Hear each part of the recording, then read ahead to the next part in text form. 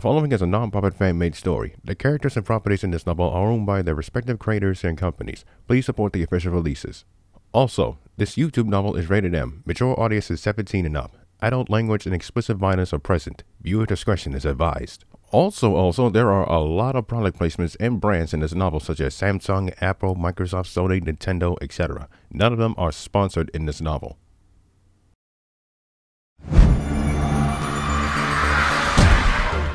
Previously on the Guardians of Earth, the month of March begins with King Bowser of Cootopia ordering a Koopa and Goomba, Hal and Jeff, to find Dragonborn, who had been missing for 10 years. Meanwhile, in San Francisco, the first-rate mutant Eleanor Harrington, Hellraiser, discovers an individual named Anthony Anderson, Turbo Tony, who has the capabilities of becoming the new Dragonborn.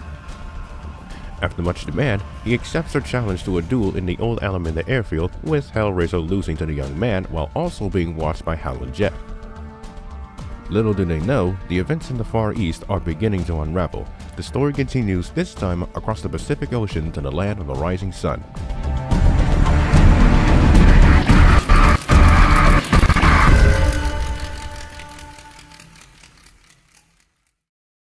It has been 18 years since War of the Titans. In the mid-1990s, the country of Japan continued to suffer through a Japanese depression. Unemployment surged to 20%, deflation devastated the economy, and the country was riven with strikes due to the problems that it had. However, towards the end of the 90s, Japan had started to recover thanks to aid from the United States, and by the end of the decade, the country was on an economic and agricultural rebirth. Throughout the Millennium Renaissance, Japan's economy and GDP increased back to the levels before 1984. In fact, it had surpassed it. The country, like most of others on Earth, had experienced peace for the first time in 26 years. As of March 2010, the population of Tokyo has not increased back to where it was before War of the Titans or 1984, over 13,159,000 to be exact. But even so, the population have enjoyed relative peace. But as if on cue, the period of peace and prosperity has come to an end, and just like before, it begins here.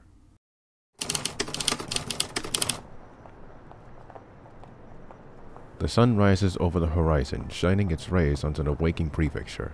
Morning traffic, the daily morning routines of each family. In Nijumemoto Zabu, students of the Zabu Junior and Senior High School are walking to the school in their uniforms. One student walks out of her house, waving goodbye to her mother as she herself is heading to work. She walks along the street of other students who are walking to the school. She digs into her pocket and takes on her phone. She sees a text message sent by her father. It reads, "Hey Amy, sorry I couldn't be able to see you off to school this morning. Had to head to the Japan Times early this morning. I'll see you tonight. Dad." Amelia Terasawa, age 17, lets out a light sigh to herself. There's always something. A teenage girl's voice calls her out by last name. She turns around and sees one of her friends, Akari Kujo, who is the same age as her. "Oh, hey Kujo, how's your morning been?" "Less than what I expected. Plus, I couldn't sleep in all the earthquakes that was happening last night." "Oh, right. I tried to forget about those. Anyway, did you manage to finish your work yesterday?" "Thankfully, I did. And I got them right here." Just when Kujo is about to dig into her backpack to bring out the schoolwork, an arm drapes over the girl's shoulders. The two look and sees a teenage boy with a huge smile on his face. "Hey, girls. Another day, huh?" "Oh, Ito. You seem to be in a good mood as usual." Keiicho Ito, also age 17, runs in front of them and walks backwards. "Well, that's because I managed to catch it." "Catch what? Another punch to your chin by another girl?" "Yeah, very funny, but no. I managed to catch the UFO yesterday." Again with the stupid UFO crap." "UFO?" Ito thinks that there have been UFO sightings all over the world, and this is what happens when he's on the internet all fucking day. "Hey, the internet can be an amazing place, and I actually have proof to show you." Ito digs into his pocket and takes out a photo. He shows it to the girls. They had no choice but to look at it. In the photo is something that looks like a circle of fire spinning like a top. Kujo looks at Terasawa, then Ito. "And where did you take this photo?" "Over Mount Fuji." Kujo continues to look at Ito, now completely unimpressed. "Yeah, no, that looks Photoshop." "What? Come on. I mean, Terasawa, what do you think?" It doesn't look all that convincing." "Ah, damn it." "Well, that's what I get for trying." He disappointingly puts the photo back in his pocket. He gets it between the girls and changes the subject to a much more lighter conversation. "So, ever thought about life after high school?" "Yeah, and I hope it doesn't involve you.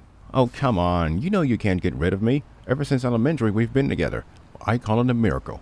I'd call it a curse. Anyway, after graduation, I'm thinking about becoming a wrestler for New Japan. Oh, what a coincidence. Maybe I can be able to kick your head off your shoulders. Nervously, Ito looks away from the scary look of Kujo towards the calmer Terusawa. What about you? Have you thought about what you're going to do after high school? Yeah, I'm going to join the Antimegalosaurus force. Both Ito and Kujo stop in their tracks. Terusawa walks forward a little bit, but stops and looks back at them. The two have shocked looks on their faces. Wait, really? The AMF? Yeah. What's wrong with it? Everything? Do you even know what you'll get yourself into? Yes, because my parents told me stories of what happened 18 years ago. Hell, your mom was in the AMF, right?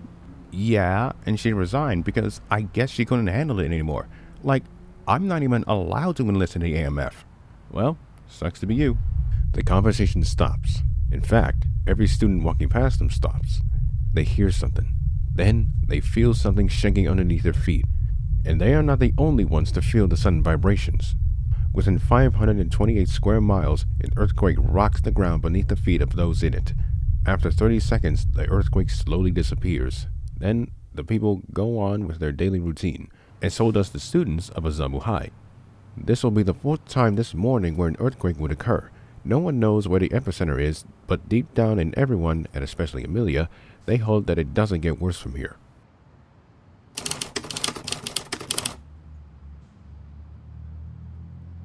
In the metropolitan district of Shinjuku, workers, doctors, nurses, and businessmen and women return home from a long night from work or heading to work. The Antimegalosaurus force is one of those that workers head in and out of. And not just those, but scientists and soldiers. On the 50th floor of his headquarters, a door opens. A man walks inside of the office of General Yasuaki Shindo. The man is not Yasuaki, but it is one of his sons, Shinsuke Shindo, all grown up at age 25. 3 years ago, Yasuaki announced his retirement and the man earned a going-away party. Before he left, he announced that his son would be the next general. As one can imagine, it was a lot of responsibility being put on Shinsuke's shoulders, but he grew into the role and gained more confidence as the years go by. The youngest JAMF general takes his hat off and rubs his slick-back hair. He lets out a heavy exhale out of exhaustion and looks at his office. The office that his father worked in has not changed. Wooden floor with a circular rug, models of old tanks, ships, and aircraft on bookshelves, with the added 10-foot model replica of the Hope of the Dawn, large pictures of men and women in uniform, and toy dinosaurs on the desk. Shinsuke walks behind his desk and sits down in the office chair. That UFO was going way too fast for our fighters to catch. And what's with these earthquakes lately? 3 knocks on the door catches his attention. Come in. The door opens. A woman peeks her head through the door. The general looks up to see who it is. He becomes happier at the mere sight of her. Hello, Shinsuke. Do you have a minute? Oh, Mickey. Sure. Come on in. She enters the office and closes the door behind her. Miki Sagusa, now age 40, in her dark navy blue female AMF uniform, bows her head and walks to the desk. She sits down and stares at the man who she has known since the late 80s. Say, I haven't heard from Kenichiro and Chiaki. How are they doing? Oh, they're fine, and Amelia is too. That's good to hear. Speaking of, I heard that she wants to join the AMF. We're considering it, but it'll take time. Just like her alternate self. Also, how's Nakamura? She's controlling her for now. Good. Good. Make sure she doesn't get near any more dead bodies. I'm working on it. It's not easy. Anyway, what brings you into my office? Mickey adjusts in the chair, and her face becomes much more serious. Well, to tell you the truth, I don't know who to go to for this. The general's smile disappears and leans forward in his chair. What is it? It started 2 months ago. I was just going about doing my duty as usual when suddenly I felt something. Something that I haven't felt in 10 years. Well, whatever is bothering you, I'm all ears. I think he's back. Who? Dragonborn? Junior. Really? The general is a bit perplexed. He crosses his arms and ponders on what she said. You see, I haven't been able to detect any kaiju for 10 years, and now all of a sudden, I can do it again, and I don't know why that is. How long have you been an Esper? Since 1988. All right. And are you sure that it was Godzilla? How can you tell that it was him? I can't say specifically, but I know I sensed something familiar for a brief second.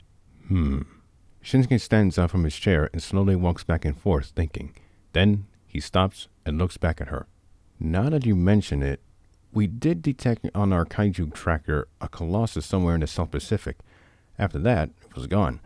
We figured that it was a glitch in the system, but now that you said something about it, I was thinking I might have some second thoughts on it. My question is, where is he now? Maybe he's somewhere near Japan. Why do you say that? Because I sensed him much more closer than usual. This raises some alarm bells inside of Shinsuke. How far? I'd say between 80 to 100 miles from here. Even more alarming to Shinsuke. He walks to his desk, picks up his hat, and puts it on. I'm going to the command center. Come with me. Miki nods. She stands up from her chair. As she walks towards the door behind Shindo, the floor underneath their feet vibrates. Another earthquake. The furniture shakes back and forth. A green aura surrounds Miki and the furniture. The furniture is being held by Sagusa's telekinesis. Then the earthquake stops. Everything goes silent. The aura around Miki and the furniture disappears. Thanks for that. She doesn't respond. She has a fixated look on her face. Shinsuke snaps his fingers, making her pay attention. Hey, what's wrong? I just felt him again. He's somewhere nearby. In that case, I'll send a search team out. Let's go. Both exit the office towards the elevator, heading down to the command center. 5 minutes later, news goes out through Japan of the sudden earthquakes that keep occurring throughout the night into the morning. It is reported by Chiaki Terasawa, one of the main anchor women, reporting for the NHK Newsline. She mentions that the earthquakes have been increasing with each. At 1 o'clock a.m., the first earthquake was a magnitude 1.6. The seismograph is what seismologists use to measure earthquakes, and the ones after would be a little stronger than the last. 2.8 at 2:14, 3.4 at 3:30, and 4.7 at 4:05. The recent one was a 5.0, so the news team suspects that another might occur sometime later today. Meanwhile, there is something else that the entire country, in fact all of East and Southeast Asia, is focusing on, and it is the one thing that no one would ever want again.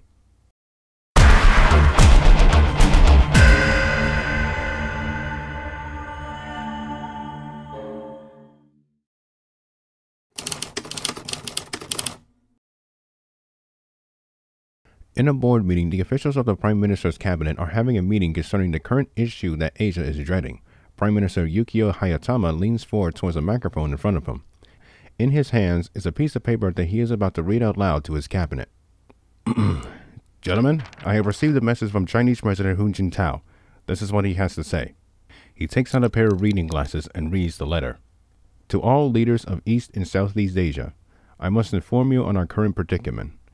As you all are aware, the Asian Bamboo War was a terrible conflict that inflicted horrendous casualties. As we recovered and prospered in the Millennium Renaissance, the lingering threat of Red Mongolia hangs over our heads. On February 27th, my top spies in Red Mongolia have given me the update, and the news is not good. For years, the Mongolians have occupied Inner Mongolia, Heilongjiang, Jilin, and the Liaoning provinces, expanding its border. And now there are undeniable evidence of activity at the new Sino-Mongolian border. The Mongolian Red Army has multiple army groups of armor, cavalry, artillery, and infantry all along the border. The Red Navy has increased in numbers in the East Sea and the Pacific, with battle carriers being increased from 4 to 8, and the Red Air Force has become on par with our People's Liberation Army Air Force. Russian President Medvedev have confirmed our suspicions and revealed the Red's intent, thanks to Russian spies in the country. They have also informed me that their armed forces are gathering near the Russo-Mongolian border to the north, and now we shall do the same. My government has sent out requests and demands to Mongolian Empress Kazma Ozawa to remove and withdraw her troops, ships, armor, and aircraft. Unfortunately, those requests and demands have fallen on deaf ears. Leaders of East and Southeast Asia, I am afraid that another Asian Bamboo War is inevitable. All of our efforts, including the efforts of our allies, to appease the Mongolians has gone to nothing. We do not know when or where the Red Army will mobilize, but when they do, we will defend our nation from the Red Terror. I have expressed to the United Nations that the use of nuclear weapons will be out of the question, and I will stay true to my word. So, I ask all of you to take more caution than necessary and prepare for a potential war with the Reds once more. The PM places the paper down and removes his reading glasses. Well, let's talk about this. Minister of Foreign Affairs? I can confirm that negotiations with the Mongolian foreign minister has gotten nowhere. We might as well prepare ourselves for another war. Even though our constitution forbids us from declaring war, we can declare a state of self-defense. Question is, can we afford such a war? Well, unlike in the mid to late 90s, we can afford it. But I'm afraid what this might do to the country in the long run. The last thing we need is a prolonged war of attrition. Oh, just like in the Second World War? Yes, but we're in different circumstances than back then. Minister of Defense, what's your take on this? I think it's completely ridiculous that we have to deal with this again. Why, of all times, would the Mongolian Red Army start another war in East and Southeast Asia? It doesn't make sense to me. I mean, I don't even know what their end goal is. No one does. My concern is, how do we get the civilians away if the country becomes a war zone? That in itself is a challenge. Chairman of the National Public Safety Commission? We could send some to America if possible, but I'm not sure about that. God, this is going to be a massive headache. An individual in a suit walks into the room. He gets behind the Prime Minister and whispers something in his ear. Hayatama turns his head at the man, shocked. He composes himself and turns forward into the microphone. Well, speaking of headaches, gentlemen, I've just been informed that the recent earthquake has caused Mount Fuji to become active. All of the men become shocked by the sudden news. All throughout Japan, the news of Mount Fuji becoming active again after 300 years of dormancy spreads. Individuals who has a good view of the mountain can see the plume of smoke rising. Those who are close to Fuji, either at the base or halfway to the summit, become concerned with their safety. Back at the PMs, chatter begins to spur within the meeting room. Maihara, the guy, inform the public that Mount Fuji is permanently off limits. Also, cancel all flights in the surrounding area. For the next 30 minutes, all airports in the Fuji area had to cancel all flights for safety concerns. The airliners that are in flight got away in time or ordered to land at another airport miles away from their original landing point. Near Mount Fuji, hikers are ordered by police officers that the surrounding area, which is 45.82 square miles, is not safe.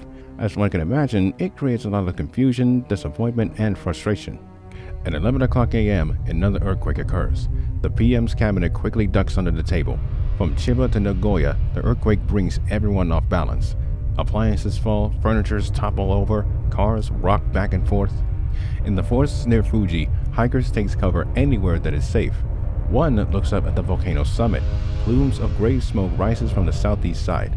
A group of Japanese photographers in Fuji City are taking photos despite the earthquake.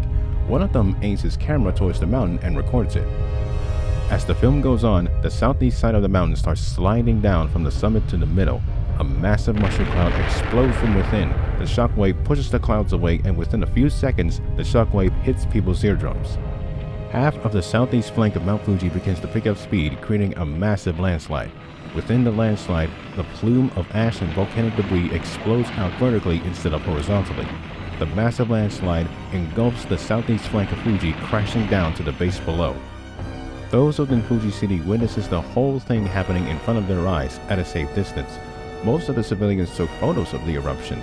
It would not be the only thing that the people of Fuji City or Japan would experience. It will be something far worse than just an eruption.